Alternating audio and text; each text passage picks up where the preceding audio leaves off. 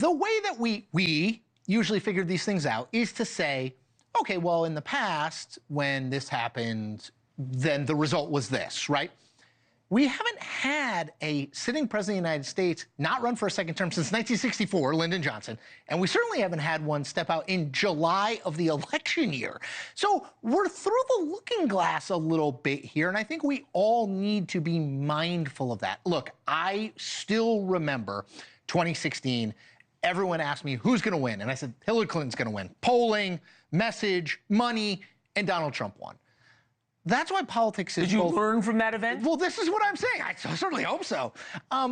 This is why politics is both interesting and unpredictable, and why I think we have to be mindful of saying, okay, this is what we're seeing today. This is what we think it might mean, but we don't have a monopoly on what it does mean. Right. Politics, though, from a political standpoint, from a politician standpoint, is about giving your customers, the voters, what they want. Yes. What is Kamala Harris giving voters that they want?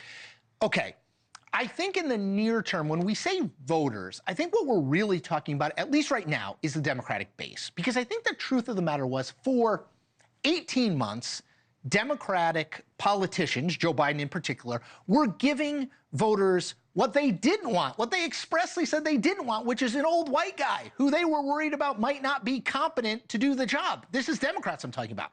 So I think what Harris is doing is, she's not Joe Biden. That's a huge advantage. She is 59 years old. She's a woman of color. She is way more vibrant on the campaign trail than Biden was. So I think the Democratic base is now saying, oh, okay, we're now cool with this. The question I have, and I don't think we know the answer to yet, is we're talking about a sliver of voters who are going to decide this election. You and I have talked about this many times. A sliver of independent voters. Right. Okay, so the media at all, right?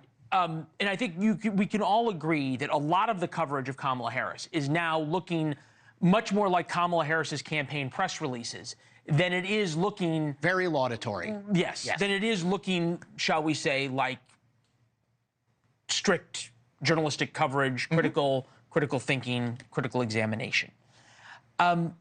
Is the media responding to what its viewers and readers and listeners are feeling?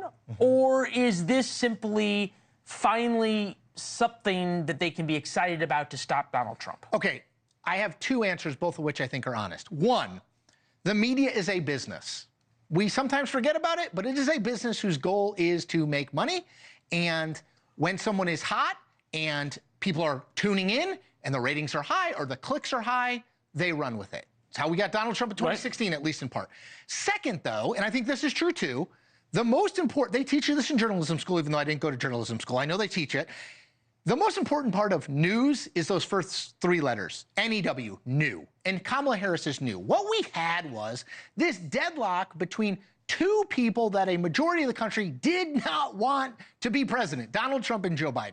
Now we have a different person kind of entering into the stage. And I think the interest in her, both from the media and from other folks, you know, people are like, I don't really know that much about her, I want to learn more about her, is actually legitimate. But I think both of those things are true. Media is a business, and new news drives coverage. Well, and I think it'd be fair to say there are a lot of people in the media who are quite excited about the idea of someone who can beat Donald Trump. Trump now is doing, at least partly today, what everyone has said he needs to do, which is return to the issues, namely the economy. Here he is talking about energy prices. I'm announcing today that under my leadership, the United States will commit to the ambitious goal of slashing energy and electricity prices by half, at least half. The three things that we're told mattered in this election was the economy, immigration, the border, and crime. Kamala Harris was part of the Biden-Harris administration, the #2 person, who was leading when all of these problems became problems. Yet somehow the electorate has disassociated Kamala Harris from Joe Biden. From Joe Biden in the Harris legacy. We understand she's going to try to push herself farther away over the coming weeks. Do the issues not matter anymore? I'm not sure the issues were ever central to how people make up their mind about a president of the United States.